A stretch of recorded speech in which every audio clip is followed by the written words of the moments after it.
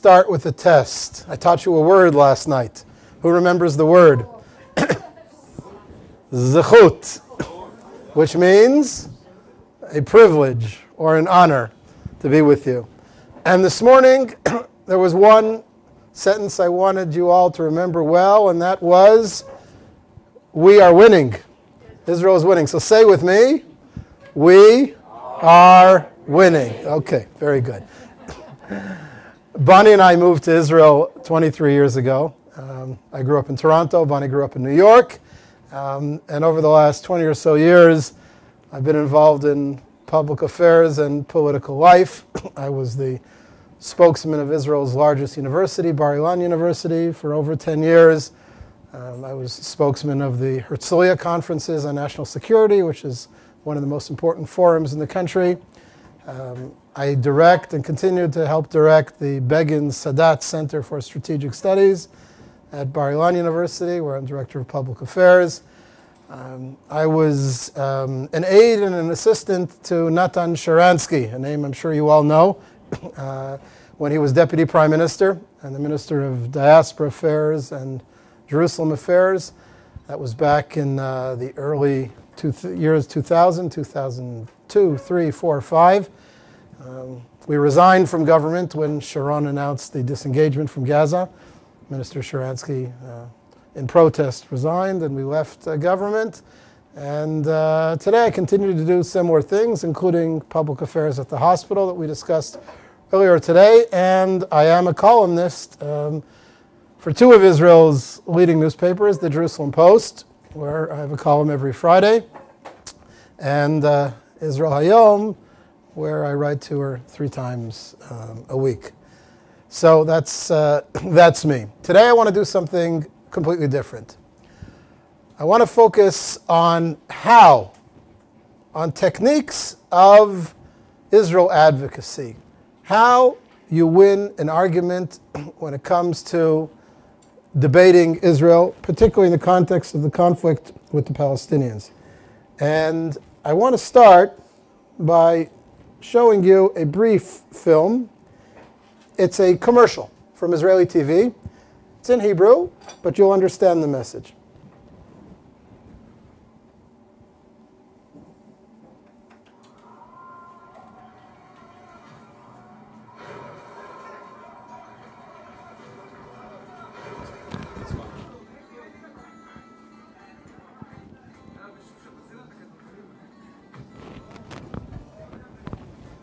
Showing in 2 windows. Uh-huh. Okay. That's better. Yeah, you can go back and make it larger.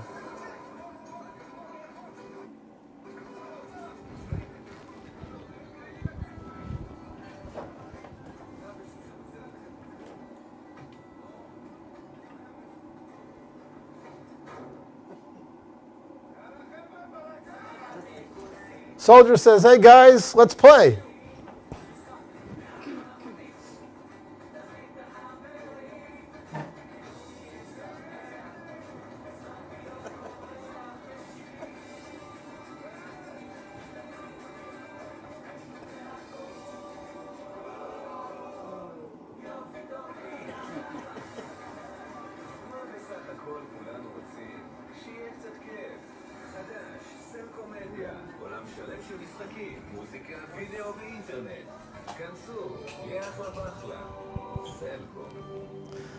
Okay, that was an advertisement on Israeli TV for what? Can you guess?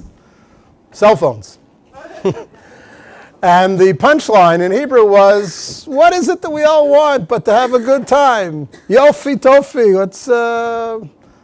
let's party. Of course, the people in the film were Israeli soldiers. And the net, as it were, that they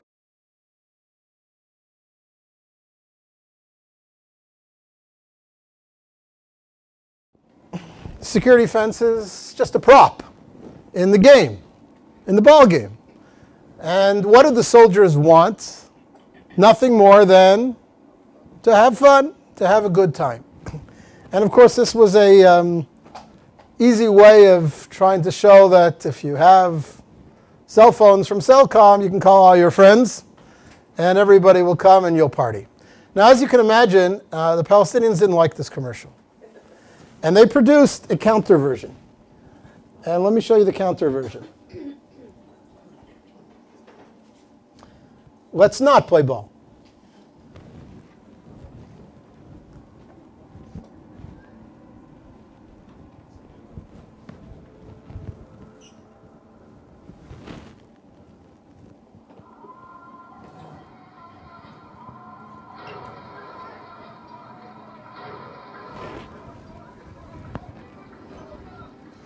That's fine.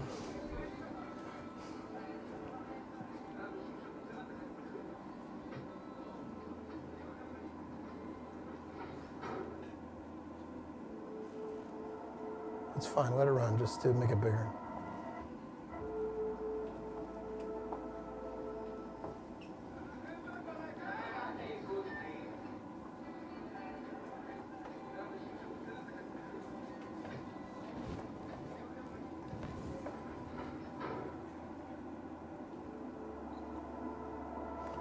A soccer ball comes over from the Palestinian side of the fence to the Israeli side, not once but twice.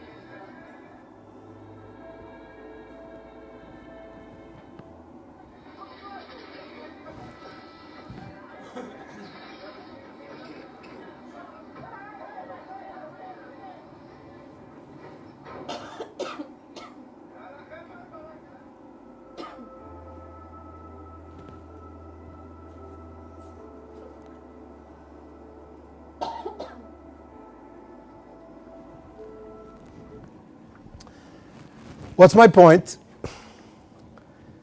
The same image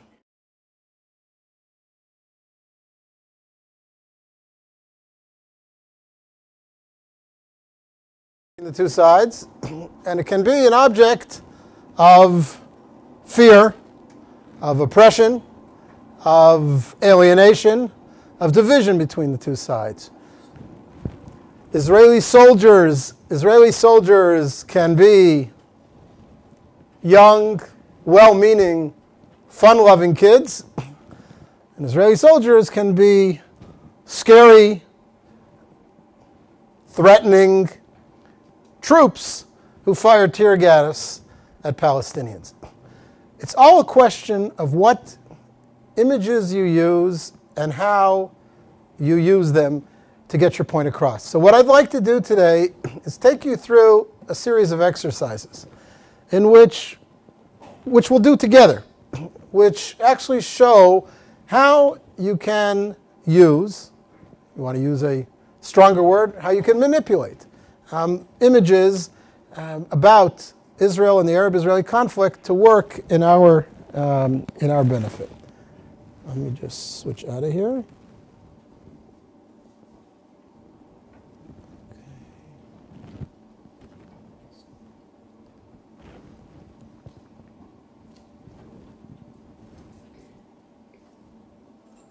Now we got to stop this. Yeah. Okay.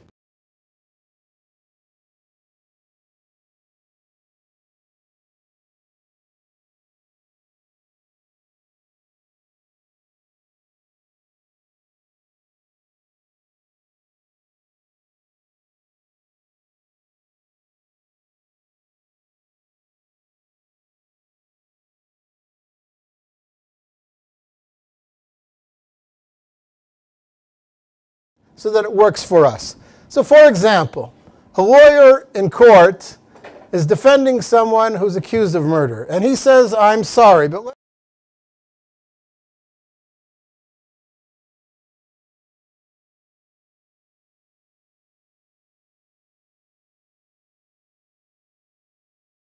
his murder is so terrible that you can't excuse it away by saying, oh, she was depressed. That's not an explanation. That's not an excuse. If you're accused of murder, claiming that you were depressed is not going to get you off the hook. How do you put the murder in a different context? If the lawyer were to say, sir, my client did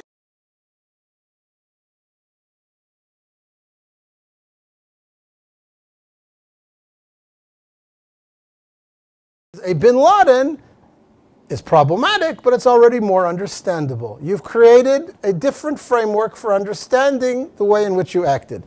Let's take this into our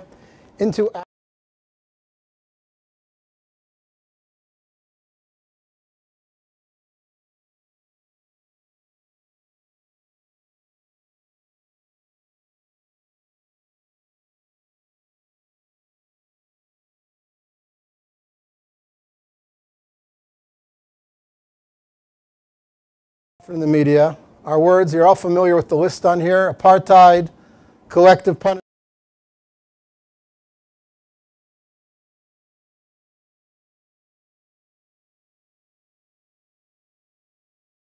seem out to be a monster.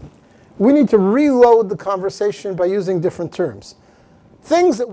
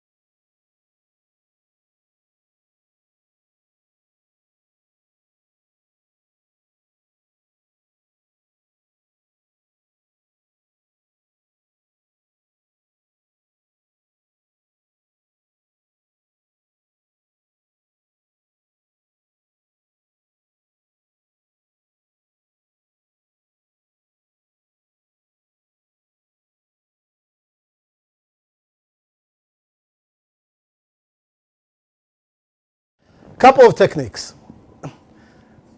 I call this the double-barreled technique of messaging. Israel is a land of stability and democracy, second half of the sentence, in a region of tyranny and unrest. What am I doing? I'm taking one mental picture and contrasting it with a different mental picture. I'm taking a picture of unrest and tyranny and contrasting it with democracy and stability. Help me fill in the next example. Israel is a land of something in a region of something. Help me out. Fill in the blanks. Israel is a land of, or is a land where? Prosperity, democracy, go on. Let's be more specific. Israel is a land where women have full rights and are equal members of society in a region where women are oppressed and not counted. All right, give me another example. Farther away. Israel is a country of something, seeking peace with a partner that, help me out. Is that better? Okay.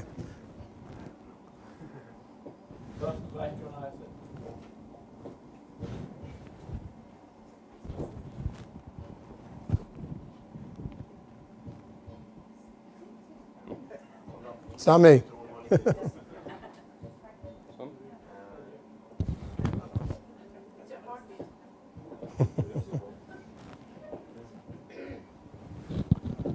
It's an anti-Semitic microphone. Yeah. Israel is a country of something, seeking peace with a partner. Maybe we'll do without this. Can you hear me? Yes. Okay.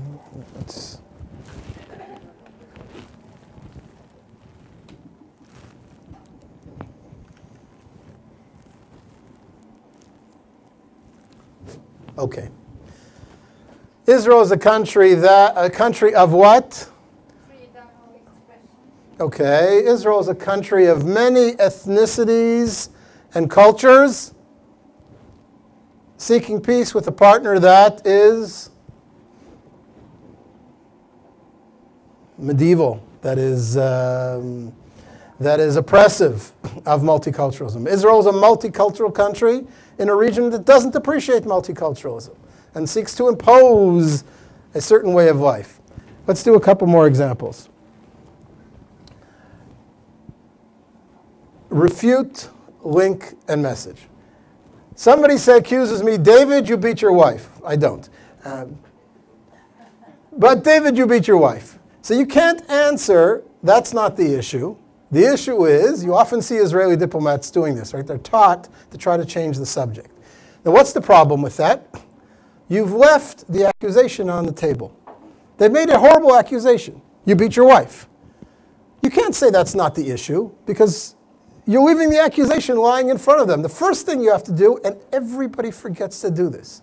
If somebody says to you, you beat your wife, what's the first thing you have to say? No, that's not true. Okay, so do you? That's a little bit aggressive, okay?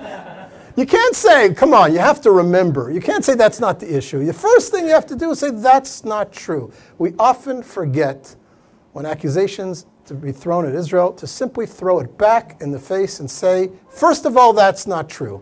All right? If somebody wants to say to you, Israel doesn't want peace, the first thing you have to say is, that's not true. Then you want to move, you can start your argument. Jews as far back as 1947 have put peace offers on the table. Israel constantly has sought for peace. It's offered in the last 10 years alone 3 peace plans, comprehensive. You can get to your argument, but the first thing you need to do is stop and say that's not true. Let's take this a step further. All right?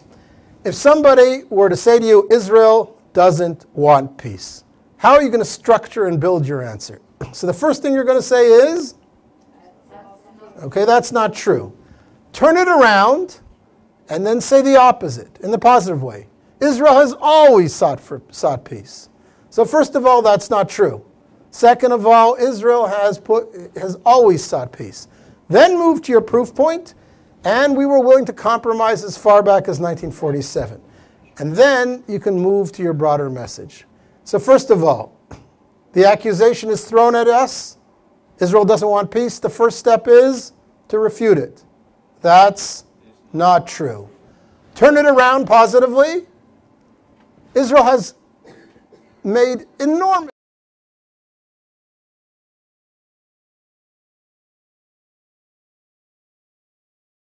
repeated peace proposals to the Palestinians. Turn it around positively, and then move to your message. For example, let's say you know that in this conversation, in this newspaper interview, in this radio interview, in this conversation, you want to make one central point, and your point is to make peace, you have to have a partner. Right? That's your message. Going in advance, you know that this is the point you want to get across. So how are you going to structure your argument? Let's do it again. Somebody says to you, Israel doesn't want peace. Number one, refute. That's not true. Turn it around positively. Israelis have always sought peace.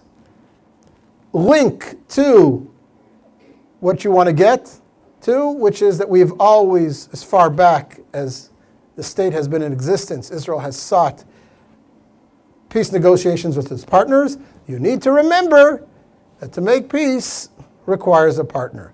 So you've structured an argument here that refutes the accusation, places you on the positive side of the search for peace, reinforce that by making a historical argument that the search for peace has been a constant in Israeli policy, and then move to the point that you wanted to make, which was that to make peace requires a partner.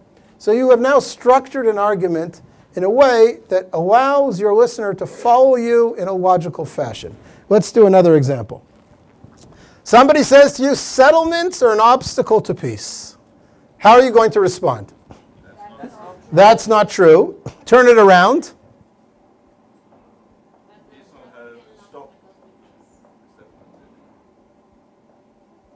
Turn it around. Jewish settlement in the land of Israel is the finest aspiration of nationalism. Jewish settlement in the land of Israel is part of the Jewish return to the land of Israel. Then move on, and in a search for peace, to which Israel is committed, settlements will not be the problem. Settlements are not the core of the conflict. And then you can get into your argument about whether settlements are or not, but same thing. You've taken the accusation, you've blocked it. That's not true. You've turned it around.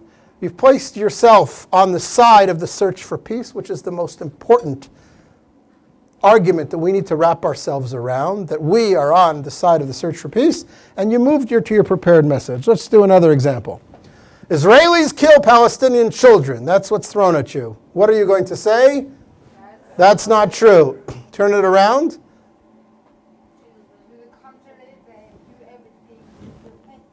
Exactly. No army goes to greater lengths to protect the lives of civilians in the conflict than the Israeli army. Then you can go on to bring your proof points about how Israel upholds international human rights safeguards and so forth and so on. Another example. Okay, let's move on to something else. Getting to yes. This is a very nice technique. You'll like this. Somebody says to you, you say, are you against transferring people from their homes? Your opponent has to say yes, of course. So why is the first demand of Palestinians to make Palestine a Jew-free state? Why does peace between Israel and the state of Palestine mean that all Jews have to leave Judea and Samaria? Or another example, are you against child abuse? Your opponent has to say, of course, yes. So why do you encourage the use of Palestinian children as martyrs? That's child abuse. Getting to yes is a way of forcing your opponent on the defensive.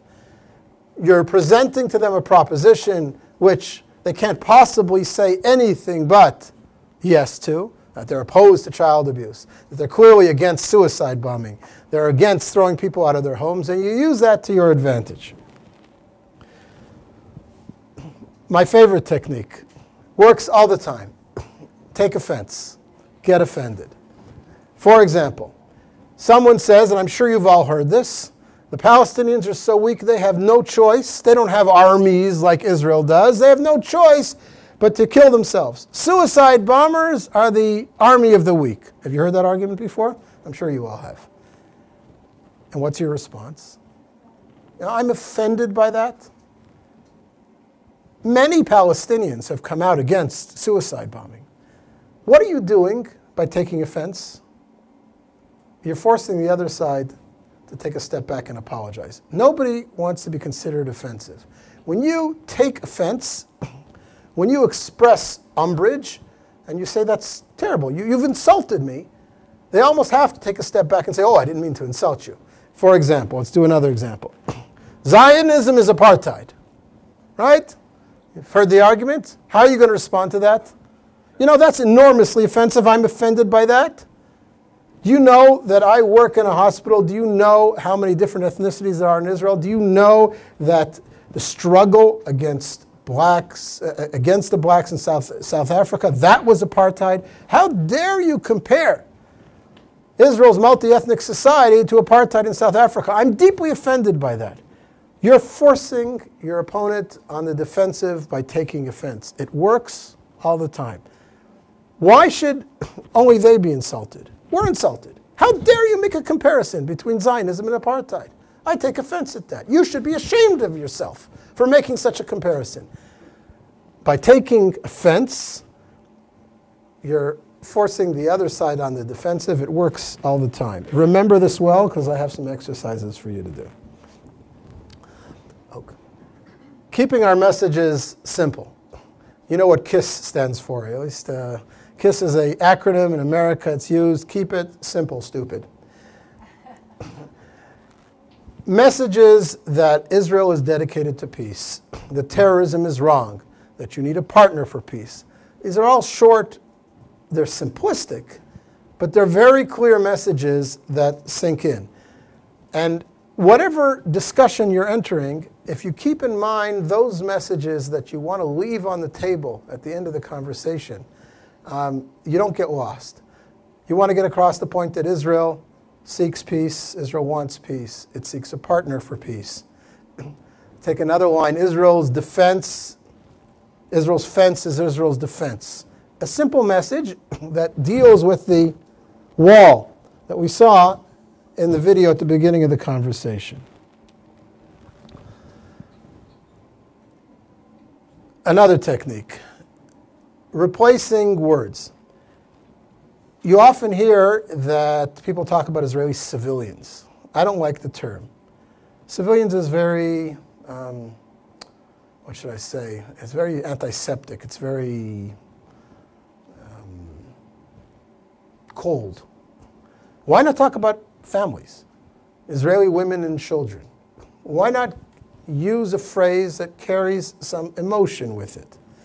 Same thing with terrorism. Terrorism has become a term that's so overused that it almost has lost its meaning. Why not use graphic terms like killing and massacre? Instead of talking about Arab terrorism against Israel, you talk about the murder of men, women, and children. It's much more graphic. It gets the point across. Another term, it's become a terrible term, is security, right? We need peace that guarantees Palestinian rights and Israeli security. Everybody does. Every European leader says that they're committed to Israeli security. But security is such a fungible term. It's a word that doesn't mean anything. You know, who defines how secure you need to be? But if you talk about the right to live without fear, the right of mothers in Israel to raise their children without fear of having an armed gunman come in their door at night, that's much more graphic, it's much more understandable. Security is too bland a term. Same thing with settlements. Settlements has become a dirty word. We all know that. In some ways, it's Israel's most difficult issue. In fact, it's the one issue that Israeli diplomats have the greatest difficulty explaining and defending. Why not talk about Jewish communities, Jewish towns, Jewish villages? Why are Palestinian places of residence towns and villages, which sounds like they belong there? They're indigenous to the land. And our towns and villages are settlements, which sounds foreign, which sounds colonial, which sounds like they're implants that came from Mars or from somewhere else. Jewish towns and villages in Judea and Samaria and the West Bank are as legitimate as Palestinian towns and villages. Don't use the word settlements. It serves the interests of the other side. Talk about towns and villages. And the same thing with the most obvious of all, the Israeli army, the Israeli military. Sounds what? Threatening, violent. We have a great name. You all know the Israeli army is called what? The IDF, the Israel Defense Forces. Why don't we use that term? Because that's what they are. They're the Israeli Defense Forces. And defending your country is legitimate. It's understandable. I never use the term Israeli military or the Israeli army. You know, Israeli army today confronted Palestinians in the village and so on. That's how you'll hear it. Every foreign correspondent, Israeli army, according to the military sources, it turns Israel into a militaristic country. Let's use the right terms. The IDF, the Israel Defense Forces, defending Jewish towns and villages and creating a situation where Israeli mothers can raise their children without fear. We don't need to talk about settlements, security, terrorism, or civilians. We talk about mothers and children, communities, towns, villages, and Israel Defense Forces. There's no reason we don't use the terms and the language which serves our purposes. Don't let the other side define the terms of the argument by using language which works against us. Point is clear? Okay.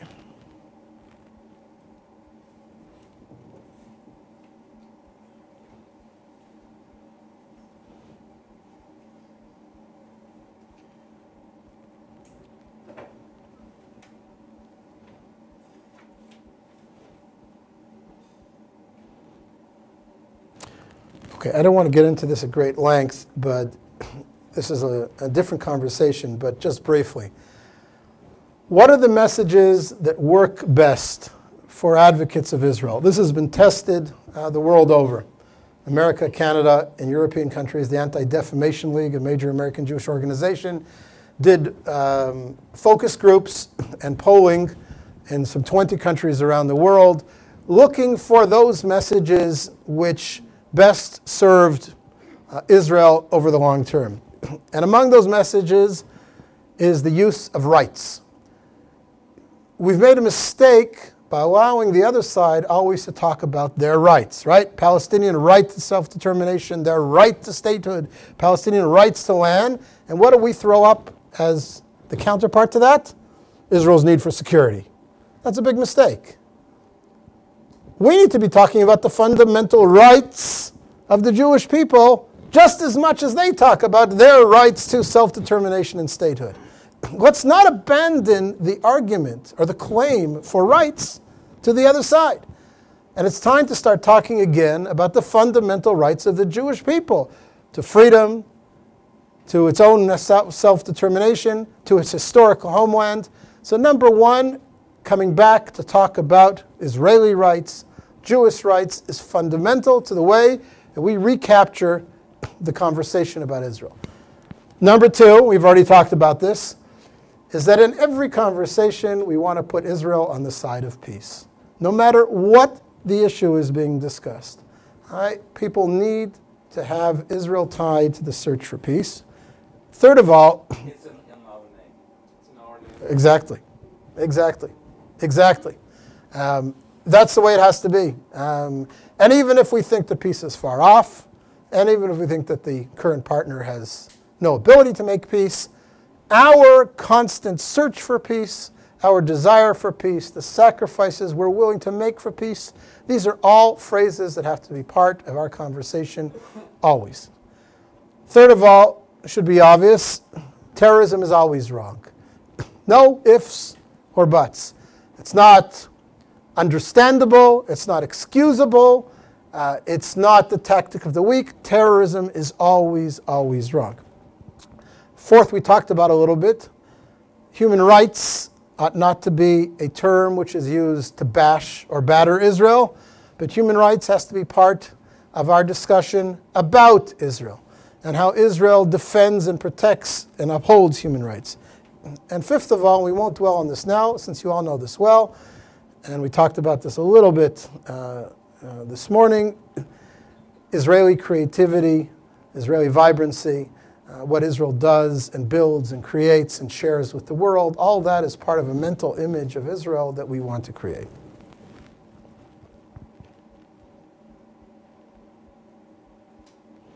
Okay.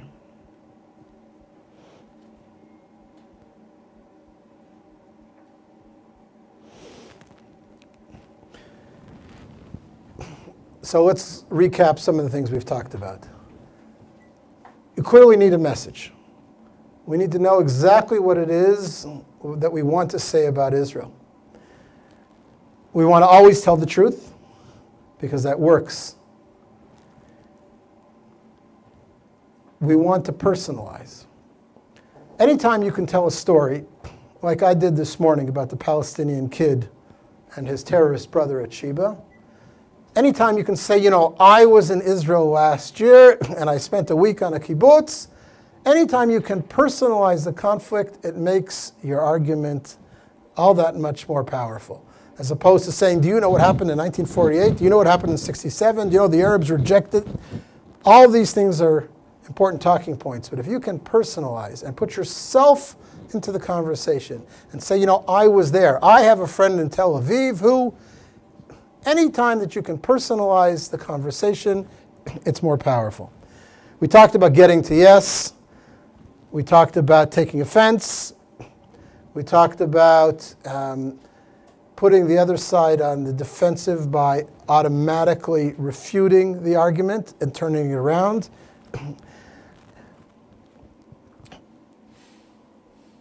And of course, you need to know your audience, which means you need to stagger and change your message accordingly to the people you're speaking to. Let's do a couple of exercises together.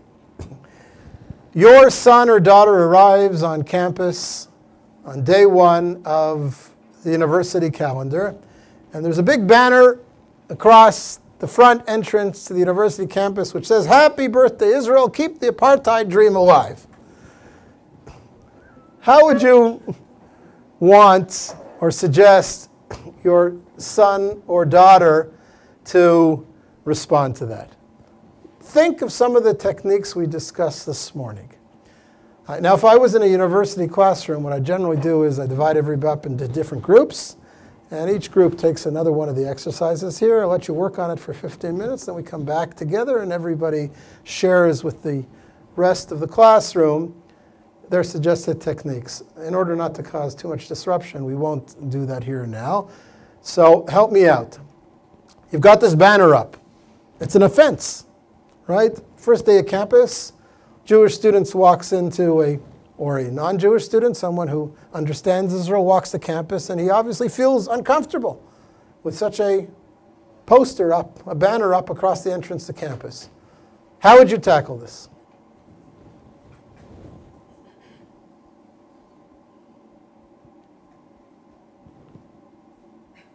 Bonnie, suggestions? Okay, I understand, but what are you going to do? Are you going to put up a poster, another banner on another gate that says, I don't know, Palestinians are racist murderers? Is that what you're going to do? Is that going to help us? Take the banner down. Okay, take the banner down, fine. Let's say you can't.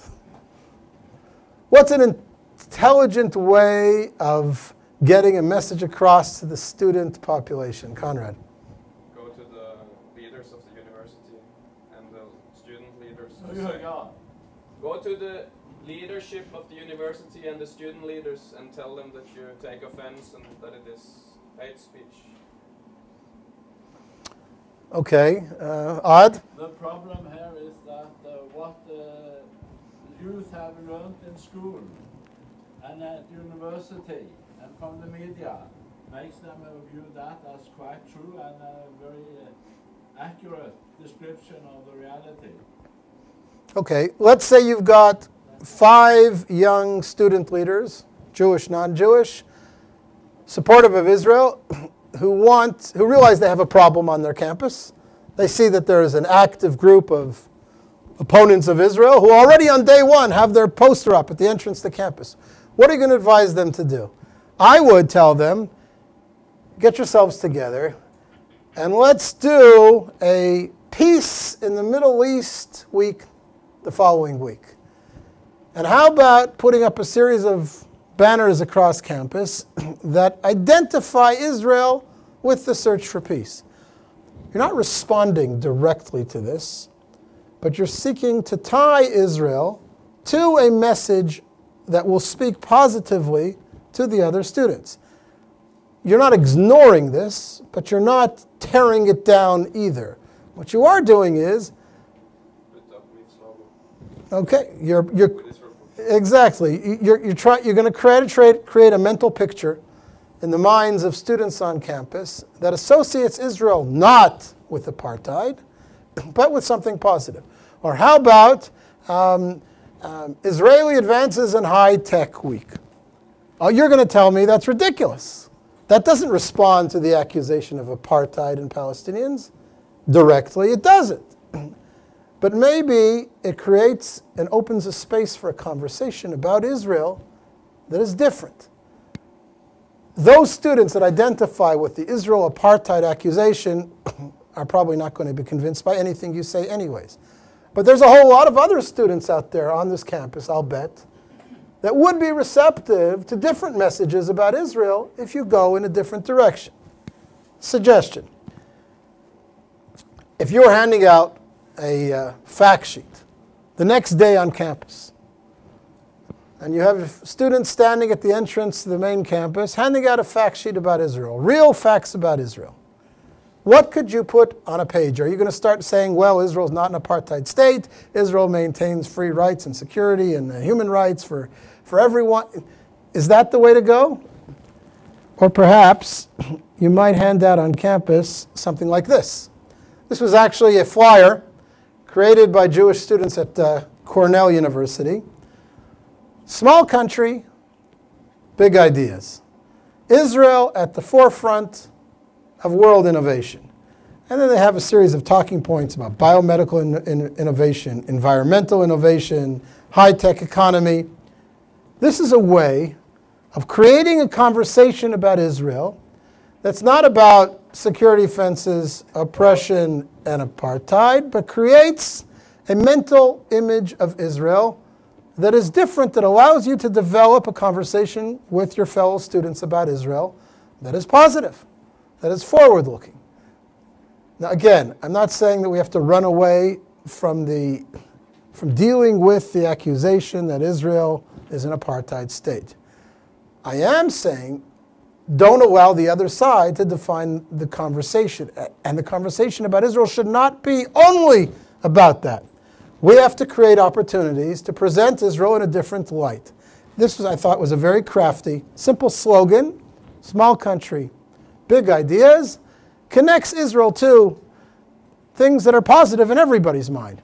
Who can argue against innovation and environmental technology and biotechnology? We need to talk about Israel in ways that are different than our enemies do. Give you another example. This was a student poster that was distributed at Harvard in the United States. Humanitarian programs. Now forget about everything else that's on the page. The headline alone talks about Israel and humanitarian in a positive context, as opposed to speaking about Israel being a violator of human rights. And here they talk about Israeli assistance to Africa, Israeli medical assistance, Israeli assistance in desert agriculture and water management and refugee absorption. Again, an attempt to present Israel in a different light, taking the word that they've used against us for so long, human rights, and turning it around to be a term that works for us, that works for Israel. Israel identified as an agent of humanitarian assistance in the world. Again, we're taking a term which they've turned into a tool against Israel, and we're recapturing it for ourselves and using it to present Israel as a positive force in the world. All right. This is very simple, very stark. Imagine peace. The placement of an Arab and Jew under a MIF, with a MIF logo in the corner, or it's a mistake for us to constantly be defending Israel against accusations and not enough depicting ourselves as agents for something positive, as agents for peace. All right? Anytime that we can place Israel in the context of the search for peace, the desire for peace, the dream for peace, the hope for peace, we're placing ourselves in a better place from which to start the conversation. What I've tried to show you today is that a great deal about winning the argument is not fighting back where they want us to fight back from. A great part of winning the conversation is not being dragged into territory where the other side has an advantage. if the conversation about Israel is only about Palestinians, and the conversation about Israel is only about human rights abuses, and the conversation is only about defense, then no matter how sophisticated and knowledgeable we are, we're fighting on a battleground that is a disadvantage for us. We're starting from a position of weakness. The more we can shift the conversation and identify Israel with hopes and aspirations and technologies and humanitarian causes and all these things that are good and positive, the more we have a chance of people listening to us and taking a second look at Israel. Israel is not just about the conflict. Israel is about a dream. Israel is about values. Israel is about a place that is creative and that is forward-looking and, yes, has a conflict, but will do everything possible to bring peace. And we need to use every tool and technique that we have by changing words, by reloading the conversation with different words, by taking offense at their accusations, by creating a different mental picture in order to move the conversation about Israel to ground on which we're much better placed to win the argument. I hope my presentation was clear, and I'll be glad to take your questions and answers and perhaps demonstrate a couple other examples of how this can be done. Thank you.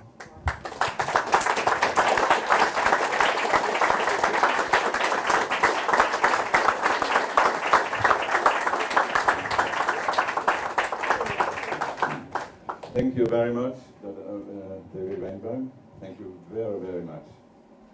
The subject you have talked about, to be positive, is a subject that we have talked about many, many times, but have not yet been very able to transform it into our strategy.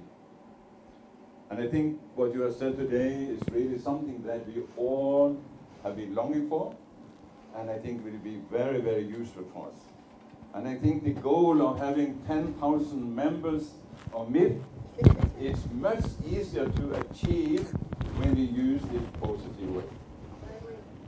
So becoming 10,000 members is not a utopia, it's a realistic goal. I really think so. So thank you very much, and I think we have to continue to work on this, train our people, train ourselves, and we will do our best to present Israel as it is, a positive and nice country. Your first lecture was also very good about this. When you mentioned Iran and the threat of Israel, of course, in all this hope, there's something inside that is crying. We just came back from Israel, May the 10th, after 3 weeks in Sarvel, in one of the Israeli camps. And when you talked about Iran, I was thinking about this young, very nice people we met, the soldiers, young girls and boys, 18, 19 years old, thinking about these nice people and know that maybe someday they have to go and fight against Iran and offering with their life as a sacrifice to save their family, their own people. It's a great sacrifice. And I really feel sorry for these people that have to fight this all the time. But anyway, thank you very much. You know, we have to leave something for prayer as well. So we have concerns, we have fears. There are issues of great threat out there, but that's what we have prayer for. There's room for that in our efforts as well. Yes, that's true, that's true. So thank you very much. We do have some time for questions, but we don't want to continue too long, maybe a few minutes more. And also a message to all who are elected members of our board. alle styremedlemmer, vi samles her nede i salen klokka 2 til et styremøte. Jeg håper at så mange som mulig kan møte da, så tar vi et styremøte. Det er bare for den informasjonen. Okay, thank you very much. If you have any questions, any comments, we do take some time for them. I just wonder